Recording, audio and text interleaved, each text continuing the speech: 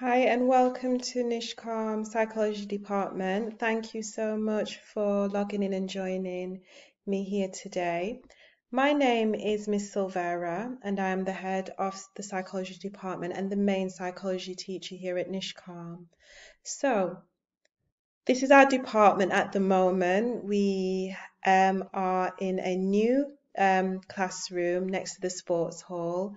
Obviously, coronavirus has impacted all of our lives in some way, shape, or form, and this is just one way in which we're feeling the impact at Nishkam.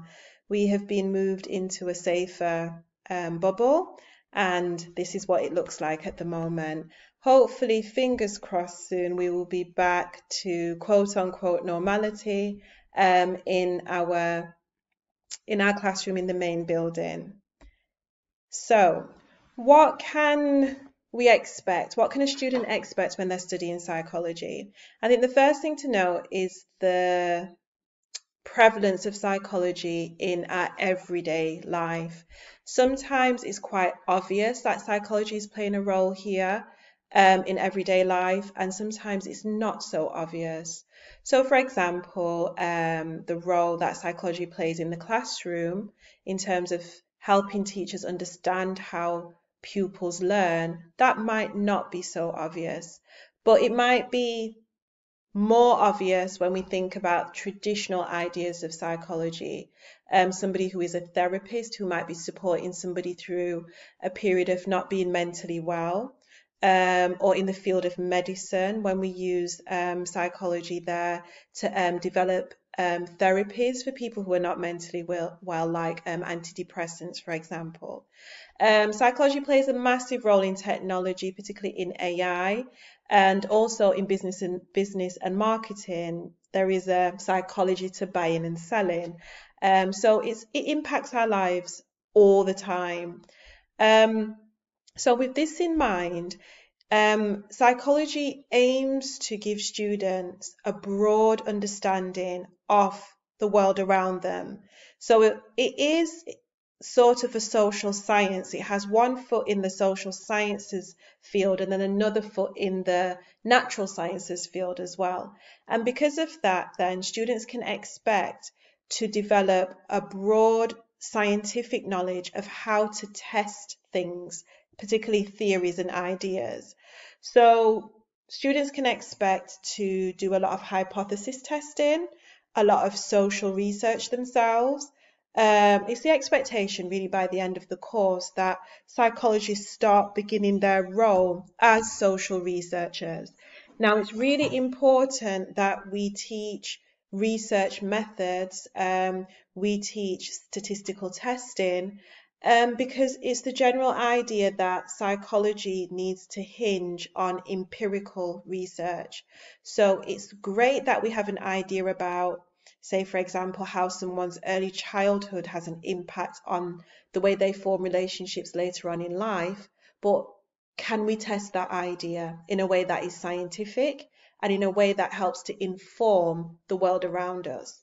So that's the general bread and butter of psychology, the research method side and the statistical testing side. Built around that are other topics and other ideas that students can expect to explore whilst doing the course over the 2 years. We are sitting the AQA exam board. And here are our course codes at the top, just in case anybody would like to go online and look at the specification either at a glance or the specification in full. But what I've done here is kind of consolidated the specification down and laid it out over the 2 years. So as you can see, in the AS year, we study compulsory units. But in the second year, highlighted in yellow, we study some optional units. And at Nishkam, we've opted for relationships, schizophrenia, and aggression. Now, it's key for us to note that the compulsory units taught in first year are built upon in second year. So we don't necessarily teach these units again, even though it might seem that we do that based on the specification. What we do is we build upon the students' knowledge in second year, add in a few things like psychopathology. This basically means looking at mental illnesses, schizophrenia being one of them, and also biopsychology in particular, and research methods we really build upon in second year. Biopsychology, we are thinking more about the brain and how the brain functions. We might ask ourselves questions like, what is the role of biology in governing our response to trauma, for example, if we've had an accident or if we've been in active combat? How does our biology have a role in the way that we process traumatic experiences? And what happens to the brain when we go through a traumatic experience? That's something that we're very much interested in exploring in biopsychology. We look at brain plasticity. Can the brain change and grow? We look at brain damage, what could potentially happen to an individual, their behavior, if they suffer something like a stroke, for example. We also look at sleep-wake cycles and how sleep is quite important to the functioning of the brain and how sleep can have an impact on how we process our experiences as well. So this topic, biopsychology, tends to get quite exciting in second year, and it tends to be the topic that students really love, and it's the topic that they more think about when studying psychology.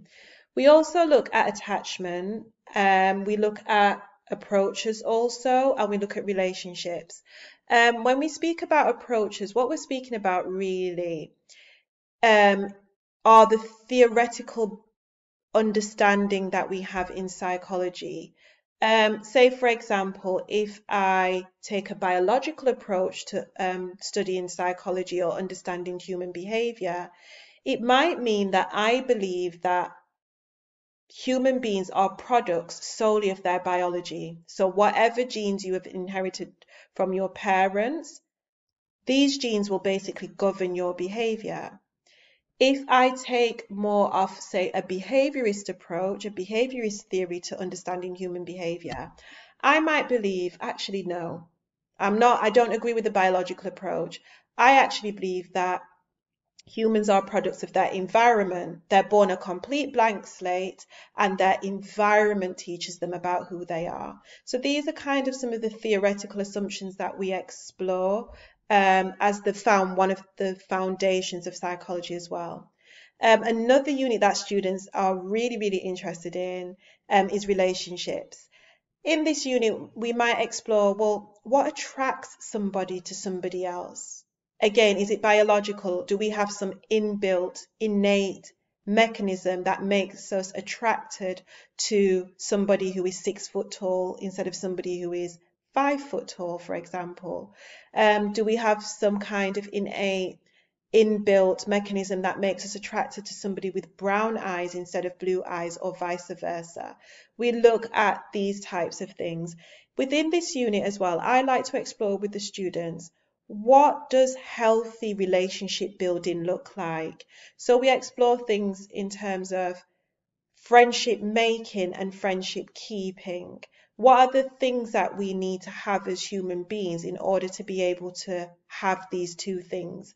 And why relationships, romantic, platonic, are really important to our emotional and physical well-being as well. And this tends to be a unit that a lot of students can relate to. This unit in particular connects to one of the first year compulsory units, which is attachment. And that's a key thing to know about psychology. Psychology is a synoptic subject. By this, we mean that all of the topics interrelate with each other.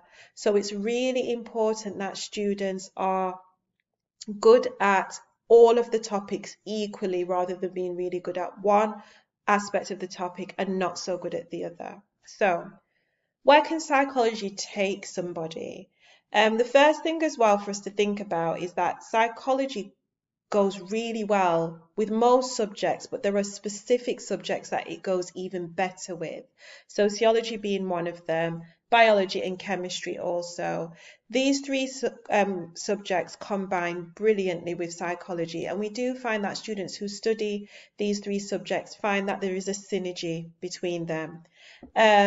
Careers that are available to students who study psychology, classical careers like clinical psychology or forensic psychology, educational, the field of education and health and therapy.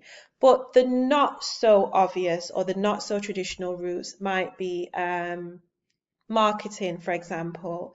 Like I mentioned before, there is a psychology to buying and selling.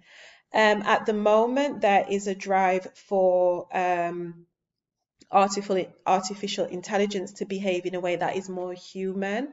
And because of that, psychologists tend to get into the field of AI, supporting engineers with putting a soul or a brain into a machine. Also building artificial limbs is another field that psychologists sometimes go into as well. So, what can we expect from you, the student? Our key expectations really is that you come with an open mind, you come with a degree of maturity, because some of the subjects that we discuss can be quite sensitive, particularly when we look at mental health issues, when we look at attachment issues, when we think about the impact of trauma on an individual as well. These topics can be quite sensitive, so definitely need a mature outlook on life. We also expect students to be critical thinkers. So in psychology, it's less about 2 plus 2 equaling 4 and more about why does 2 plus 2 equal 4. We're very much interested in the why and the how something works, and whether or not we can build an argument that follows a critical chain of reasoning, that 1 leads on to 2 and 2 leads on to 3. So we do expect students to develop their critical thinking skills, to want to interrogate the world around them and understand the world in a more deeper way rather than just in a broad way. So here's some feedback from current students at the moment. We can see the topics that they prefer and the reason as to why they prefer them. And that's the end of my presentation. I really hope to see some of you here at Nishkam School, and specifically I really hope to see some of you here studying psychology with me. Any questions, please direct them to the head of sixth form, and he can always get the questions to me, and I'll try to respond as soon as possible. Thank you so much for taking the time out to listen, and have a brilliant 2020, and we hope to see you soon in 2021. Take care.